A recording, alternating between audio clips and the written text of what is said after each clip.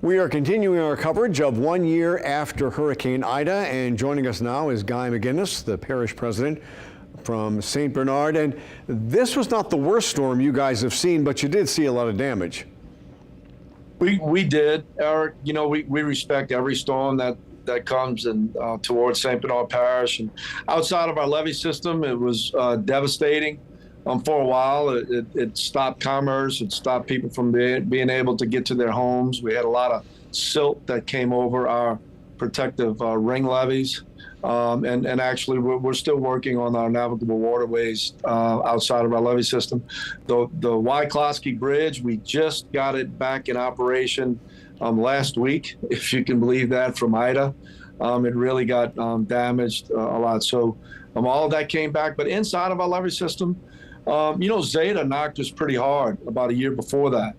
And the power infrastructure was rebuilt in a way where we didn't really see a whole lot of damage to our internal power structure here. Obviously, the transmission lines went out in the region, and that was a source of learning, if you will. But, you know, all in all, for Ida, you know, 3 days after Ida, we received power here in Araby, and 4 or 5 days after that, our parish was powered up. So that was great.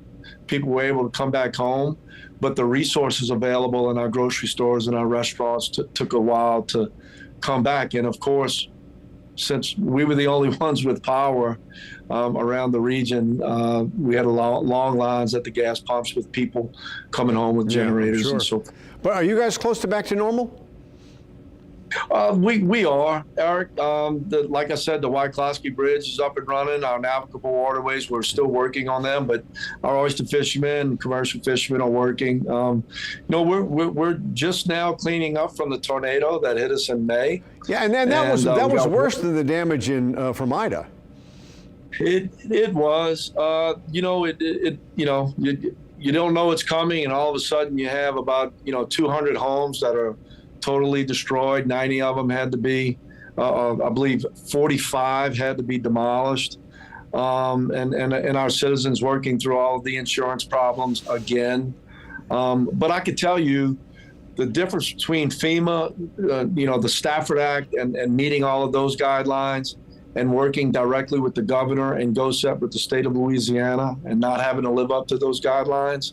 You know, the estimate from the experts that deal with FEMA was around $2 to $3 million for the tornado cleanup. We did it for about $800,000, and it was all local, get an ROE signed and go get it. So we got one house remaining to demolish.